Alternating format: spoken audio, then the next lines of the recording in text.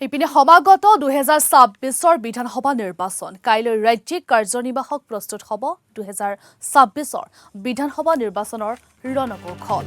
ৰাজ্যিক কাৰ্যনিৰ্বাহক সভাৰ জৰিয়তে বিজেপি দলে প্ৰস্তুত কৰিব ৰণনীতি ৰণকৌশল এই সভাত 900 প্ৰতিনিধিয়ে কৰিব অংশগ্ৰহণ এই সভাখন উদ্বোধন কৰিব ৰাষ্ট্ৰীয় কাৰ্যকৰী সভাপতিয়ে সমান্তৰালভাৱে উপস্থিত থাকিব ৰাষ্ট্ৰীয় সাংগঠনিক সম্পাদক আমি পুনৰবাৰ উল্লেখ কৰিছো যেতুকে সমাগত 2026 বিধানসভা নিৰ্বাচন এতিয়া দেখিবলৈ পোৱা গৈছে যে কাইলৈ ৰাজ্যিক কাৰ্যনিৰ্বাহক প্ৰস্তুত হ'ব আৰু 2026 বিধানসভাৰ নিৰ্বাচনৰ ৰণকৌশলো প্ৰস্তুত কৰা হ'ব ৰাজ্যিক কাৰ্যনিৰ্বাহক সভাৰ জৰিয়তে বিজেপি দলে প্ৰস্তুত কৰিব এই ৰণনীতি ৰণকৌশল ইতিমধ্যে প্ৰতিটো দল সাজু হৈ পৰা দেখিবলৈ পোৱা গৈছে আৰু এই সভাত প্ৰায় 900 গৰাকী প্ৰতিনিধিয়ে কৰিব অংশগ্ৰহণ এই সভাখন উদ্বোধন কৰিব ৰাষ্ট্ৰীয় কাৰ্যকৰী সভাপতিগৰাকীয়ে সমান্তৰালভাৱে উপস্থিত থাকিব ৰাষ্ট্ৰীয় সাংগঠনিক সম্পাদক আৰু এনেদৰে এতিয়া ৰণকৌশল প্ৰস্তুত কৰা দেখিবলৈ পোৱা গৈছে প্ৰতিটো দলৰ মাজত এক দেখিবলৈ পোৱা গৈছে সাজু হৈ পৰা পৰিলক্ষিত হৈছে যিহেতুকে সমাগত 2026 বিধানসভা নিৰ্বাচন আৰু কাইলৈ ৰাজ্যিক কাৰ্যনিৰ্বাহক প্ৰস্তুত কৰা হ'ব 2026 বিধানসভা নিৰ্বাচনৰ ৰণকৌশল ইতিমধ্যে প্ৰস্তুত কৰিব আৰু এনেদৰে ৰাজ্যিক কাৰ্যনিৰ্বাহক সভাৰ জৰিয়তে বিজেপি দলেও প্ৰস্তুত কৰিব ৰণনীতি ৰণকৌশল ইতিমধ্যে প্ৰতিটো দলে ককালত টঙালি বন্ধা দেখিবলৈ পোৱা গৈছে সমান্তৰালভাৱে প্ৰতিটো দল সাজু হৈ পৰিছে এতিয়া নিৰ্বাচনৰ বাবে আৰু নিৰ্বাচনৰ প্ৰেক্ষাপটত এনেদৰে প্ৰতিটো দল সাজু হৈ পৰা দেখিবলৈ পোৱা গৈছে সমান্তৰালভাৱে বিজেপিও সাজু হৈ পৰিছে ৰণকৌশল ইতিমধ্যে তেওঁলোকে প্ৰস্তুত কৰি উলিয়াইছে আৰু উপস্থিত থাকিব এই সভাত ইতিমধ্যে সাংগঠনিক সম্পাদক আমি উল্লেখ কৰিছো লগতে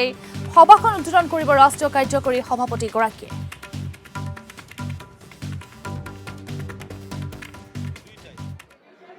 বাংলাদেশত যি ধৰণে দায়িত্ব লোৱাৰ পিছত প্ৰায় 900 প্ৰতিনিধি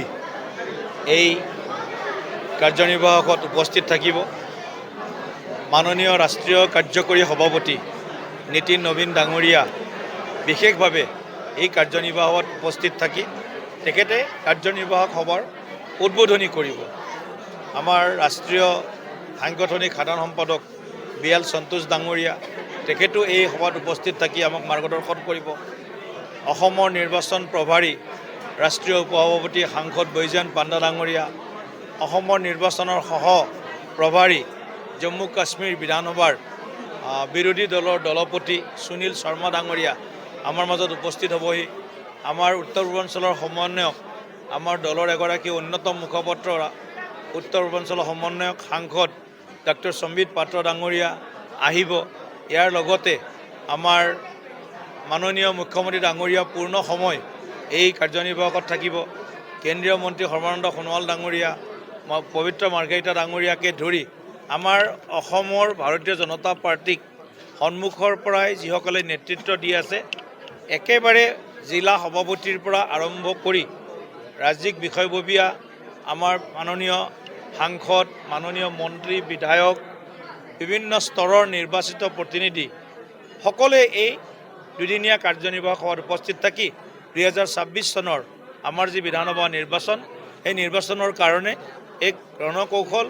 ৰণনীতি আৰু আগন্তুক আমাৰ কৰ্মসূচী প্ৰস্তুত কৰিব মই এটা প্ৰতিবেদন দিব দিছোঁ আমাৰ জিলা প্ৰভাৰী এই প্ৰতিবেদনটো অহাৰ পিছত আমি আমাৰ দলৰ মজিয়াত এই বিষয়টো আমি আলোচনা কৰিম গোটেই কথাটো আমি সকলোৱে বহুত ব্যথিত আৰু ক্ষোভিত দুইটাই বাংলাদেশত যি ধৰণে সেই দেশৰ সংখ্যালঘু হিন্দুসকলৰ ওপৰত